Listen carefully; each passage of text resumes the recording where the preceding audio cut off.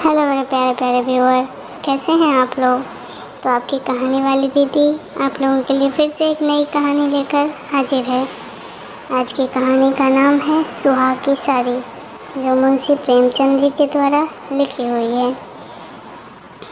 तो चलिए आज की कहानी शुरू करते हैं। इससे पहले अगर आप लोगों ने मेरे चैनल को सब्सक्राइब नहीं किया है तो प्लीज़ हमारे चैनल को सब्सक्राइब कर लें, जिससे आपको इस तरह की नई नई कहानियाँ सुनने को मिलती रहें। यह कहना भूल है कि दाम्पत्य सुख के लिए स्त्री पुरुष के स्वभाव में मेल होना आवश्यक है। श्रीमती गौड़ा और श्रीमान कुंवर रतन सिंह में कोई बात न मिलती थी। गौड़ा उदार थी, रतन सिंह कौड़ी कौड़ी को दांतों से पकड़ते थे। वह हंसमुख थी, रतन सिंह चिंताशील थे। वह कुल मर्यादा पर जान देती थी, रतन सिंह इसे आडंबर समझते थे। उसके सामाजिक व्यवहार और विचार में भी घोर अंतर था। यहाँ उदारता की बाजी रतन सिंह के हाथ में थी। गौड़ा को सहबोध से आपत्ति थी, विधवा विवाह से घृणा और अछूतों के प्रश्न से विरोध। रतन सिंह इन सभी व्यवस्थाओं के अनुमोदक थे। राजनीतिक विषयों में यह भिन्नता और भी जटिल थी। गौड़ा वर्तमान स्थिति को अटल, अमर और अपरिहार्य समझती थी, इसलिए वह नरम नरम कांग्रेस, स्वराज्य, होम रूल सभी से विरक्त थी। कहती, ये मुट्ठी भर पढ़े लिखे आदमी क्या बना लेंगे, चने कहीं भाड़ फोड़ सकते हैं। रतन सिंह पक्के आशावादी थे। राजनीतिक सभा के पहली पंक्तियों में बैठने वाले, कर्म क्षेत्र में सबसे पहले कदम उठाने वाले, स्वदेश व्रतधारी और बहिष्कार के पूरे अनुयायी। इतनी विषमताओं पर भी उनका दाम्पत्य जीवन सुख में था। कभी कभी उनमें मतभेद अवश्य हो जाता था, पर वे समीर के झोंके थे जो स्थिर जल को हल्की हल्की लहरों से आभूषित कर देते थे। वे प्रचंड झोंके नहीं जिनसे सागर विप्लव क्षेत्र बन जाता। थोड़ी सी सदिच्छा सारी विषमताओं और मतभेदों का प्रतिकार कर देती थी। विदेशी कपड़ों की होलियां जला रही थी। स्वयं सेवकों के जत्थे भिखारियों की भांति द्वारों पर खड़े हो होकर विलायती कपड़ों की भिक्षा मांगते थे, और ऐसा कदाचित ही कोई द्वार था जहां उन्हें निराश होना पड़ता हो। खद्दर और गाढ़े के दिन फिर गए थे। नयन सुख, नयन दुख, मलमल और तंजेब तनबेद हो गए थे। रतन सिंह ने आकर गौड़ा से कहा, लाओ अब सब विदेशी कपड़े संदूक से निकाल दो, दे दूँगा। गौड़ा बोली, अरे तो इसी घड़ी का कोई साइट निकलती जाती है, फिर कभी दे देना। रतन बोला, वाह, वहाँ लोग द्वार पर खड़े कोलाहल मचा रहे हैं और तुम कहती हो फिर कभी दे देना। गौड़ा बोली, तो यह कुंजी लो, निकाल कर दे दो। मगर यह सब लड़कों का खेल है। घर फूकने से स्वराज्य न कभी मिला है न कभी मिलेगा। रतन, मैंने कल ही तो इस विषय पर तुमसे घंटों सिरपच्ची की थी और उस समय तुम मुझसे सहमत हो गई थी। आज फिर तुम में वही शंका करने लगी। गौड़ा बोली, मैं तुम्हारे अप्रसन्न हो जाने के डर से चुप हो जाती हूँ। रतन बोला, अच्छा, शंकाएं फिर भी कर लेना, इस समय जो करना है वह करो। गौड़ा, लेकिन मेरे कपड़े तो न लोगे ना। रतन, सब देने पड़ेंगे। विलायत का एक सूत भी घर में रखना मेरे प्रण को भंग कर देगा। इतने में राम टहल राइस ने बाहर से पुकारा, सरकार, लोग जल्दी मचा रहे हैं, कहते हैं अभी कई मोहल्लों का चक्कर लगाना है, कोई गाढ़े का टुकड़ा हो तो मुझे भी मिल जाए। मैंने भी अपने कपड़े दे दिए हैं। केसर मेहरी कपड़ों की एक गठरी लेकर बाहर जाती हुई दिखाई दी। रतन सिंह ने पूछा, क्या तुम भी अपने कपड़े देने जा रही हो? केसर ने लजाते हुए कहा, हाँ सरकार, जब देश छोड़ रहा है तो मैं कैसे पहनूंगी। रतन सिंह ने गौड़ा की ओर आदेशपूर्ण नेत्रों से देखा। अब वह विलम्ब न कर सकी। लज्जा से सिर झुकाए संदूक खोलकर कपड़े निकालने लगी। एक संदूक खाली हो गया तो उसने दूसरा संदूक खोला। सबसे ऊपर एक सुंदर रेशमी सूट रखा हुआ था, जो कुंवर साहब ने किसी अंग्रेजी कारखाने में सिलाया था। गौड़ा ने पूछा, क्या यह सूट भी दे दूँ?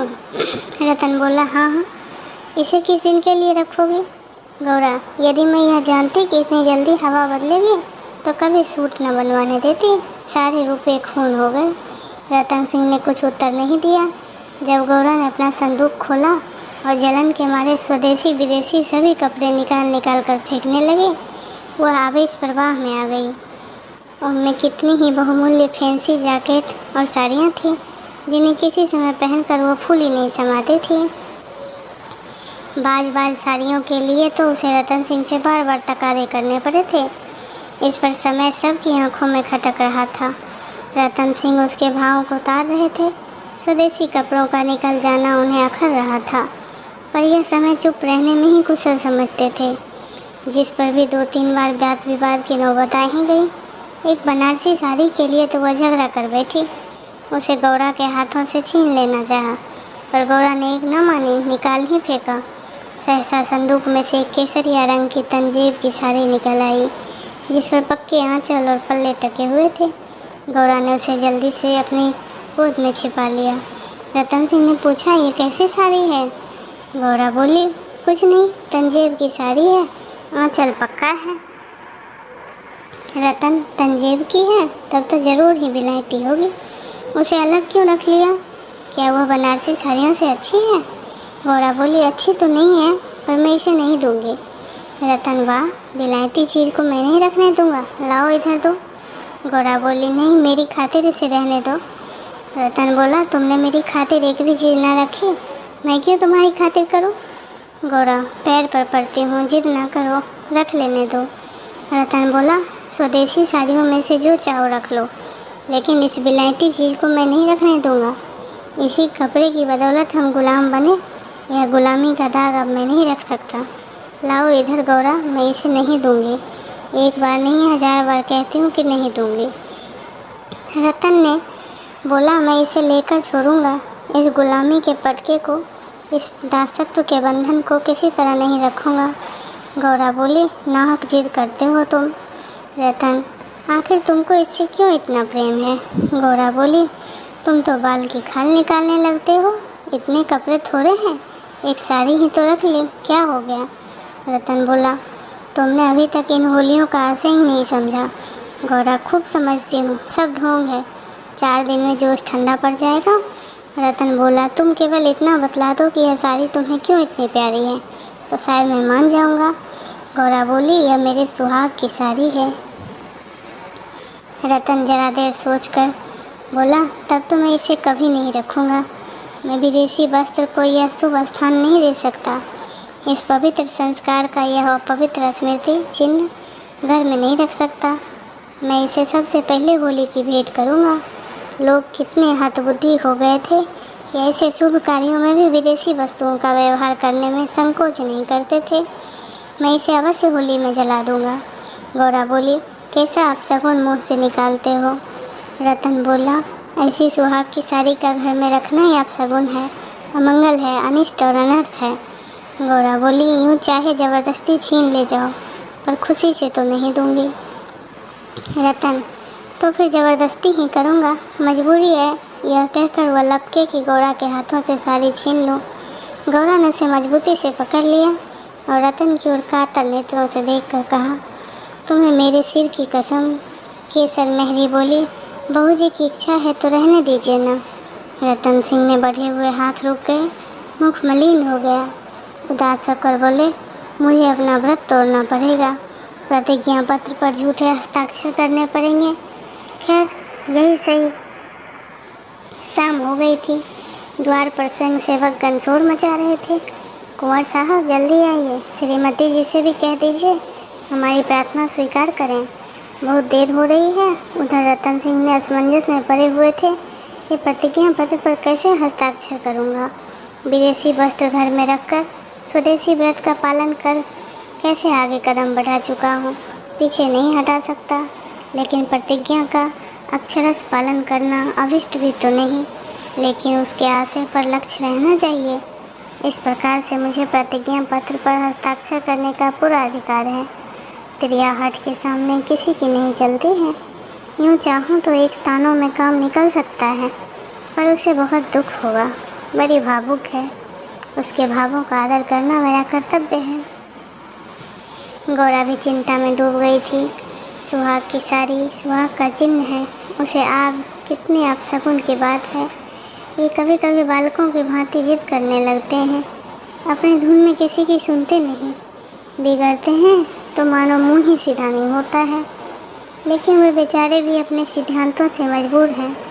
झूठ से उन्हें घृणा है। प्रतिज्ञा पत्र पर झूठी स्वीकृति लिखनी पड़ेगी। उनकी आत्मा को बड़ा कष्ट होगा। घोर धर्म संकट में पड़े होंगे। यह भी तो नहीं बोल सकते कि सारे शहर के स्वदेशी नागियों ने सिरमौर बनकर उस प्रतिज्ञा पत्र पर हस्ताक्षर करने से आनाकानी करें। कहीं मुंह दिखाने के लिए जगह नहीं रहेगी। लोग समझेंगे बना हुआ है, पर शकुन की चीज़ कैसे दे दूँ। इतने में उसमें राम टहल साइस ने सिर पर कपड़ों का गट्ठर लिए बाहर आते देखा। केसर मेहरी भी एक गट्ठर सिर पर लिए हुए थे। पीछे पीछे रतन सिंह हाथ में प्रतिज्ञा पत्र लिए हुए जा रहे थे। उनके चेहरे पर ग्लानि की झलक थी, जैसे कोई सच्चा आदमी झूठी गवाही देने जा रहा हो। गौरा को देखकर उन्होंने आंखें फेर ली और चाहा कि उसकी निगाह से बचकर निकल जाऊं। गौरा को ऐसा जान पड़ा कि उनकी आंखें डबडबा गई। वह राह रोक कर बोली, जरा सुनते हो? रतन, जाने दो, दिख न करो, लोग बाहर खड़े हैं। उन्होंने चाहा कि पत्र को छिपा लूं, पर गौरा ने उसे उनके हाथ से छीन लिया। उसे गौर से पढ़ा और एक क्षण चिंता मग्न रहने के बाद बोली, वह साड़ी भी लेते जाओ। रतन बोला, रहने दो, अब तो मैंने झूठ लिख ही दिया है। गौरा बोली, मैं क्या जानती नहीं कि तुम ऐसी कड़ी प्रतिज्ञा कर रहे हो। रतन बोला, यह तो मैं तुमसे पहले ही कह चुका था। गौरा बोली, मेरी भूल थी, क्षमा कर दो और इसे लेते जाओ। मुझे यह साड़ी नहीं चाहिए। रतन बोला, जब तुम इसे देना अपशगुन समझती हो तो रहने दो। तुम्हारी खातिर थोड़ा सा झूठ बोलने में मुझे कोई आपत्ति नहीं है। गौरा बोली, नहीं, लेते जाओ। अमंगल के भय से तुम्हारी आत्मा का हनन नहीं करना चाहती। यह कहकर उसने अपनी सुहाग की साड़ी उठाकर पति के हाथों में रख दी। रतन ने देखा, गौरा के चेहरे पर एक रंग आता है, एक रंग जाता है, जैसे कोई रोगी अंतरस्ट विषम वेदना को दबाने की चेष्टा कर रहा हो। उन्हें अपनी हृदयता पर लज्जा आ गई। केवल अपने सिद्धांत की रक्षा के लिए, अपनी आत्मा के सम्मान के लिए मैं इस देवी के भावों का वध कर रहा हूँ। यह अत्याचार है। सारी गौरा को देकर बोले, तुम इसे रख लो, मैं प्रतिज्ञा पत्र को फाड़ डालता हूँ। गौरा ने दृढ़ता से कहा, तुम न ले जाओगे तो मैं खुद जाकर ले आऊँगी। रतन सिंह बेबस हो गए, साड़ी ली और बाहर चले गए। उसी दिन से गौरा के हृदय पर एक बोझ सा रहने लगा। वह दिल बहलाने के लिए नाना प्रकार के उपाय करती, जलसों में भाग लेती, सैर करने जाती, मनोरंजक पुस्तकें पढ़ती, यहाँ तक कि कई बार नियम के विरुद्ध थिएटरों में भी गई। किसी प्रकार अमंगल कल्पना को शांत करना चाहती थी, पर यह आशंका का मेघमंडल की भांति उनके हृदय पर छाई रहती थी। जब 1 महीना गुजर गया और उसकी मानसिक वेदना दिनों दिन बढ़ती जा रही थी, तो कुंवर साहब ने उसे कुछ दिनों के लिए अपने इलाके ले जाने का निश्चय किया। उसका मन उनके आदर्श प्रेम का नित्य तिरस्कार किया करता था। वह अक्सर देहातों में प्रचार का काम करने जाते थे, पर अब अपने गांव से बाहर न जाते, या जाते तो संध्या तक जरूर लौट आते। उनकी एक दिन की देर, उनका साधारण सिर दर्द और जुकाम उसे अव्यवस्थित कर देता था। वह बहुधा बुरे स्वप्न देखा करती। किसी अनिष्ट के काल्पनिक अस्तित्व की छाया में उसे चारों ओर मंडराती हुई प्रतीत होती थी।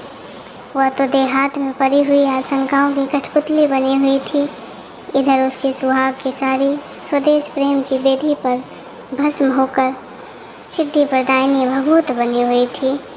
दूसरे महीने के अंत में रतन सिंह ने उसे लेकर लौट आए। गौरा को आए वापस 3-4 दिन हो चुके थे, पर सभा में संभालने और नियत स्थान पर रखने में वह इतनी व्यस्त थी कि घर से बाहर न निकल सकी। कारण यह था कि केसर मेहरी उसके जाने के दूसरे ही दिन घर छोड़कर चली गई थी, और अभी उतनी चतुर दूसरी मेहरी मिली नहीं थी। कुंवर साहब का साइस राम टहल भी छोड़ गया। बेचारे कोचवान को राइस का काम करना पड़ता। दोस्तों, आपको ये कहानी का दूसरा भाग जल्दी मिल जाएगा। आपको ये कहानी कैसी लगी कमेंट में ज़रूर बताएं, और हमारी वीडियो में कोई परेशानी हो तो वो भी ज़रूर बताएं, हम उसे सुधारने की कोशिश करेंगे। धन्यवाद।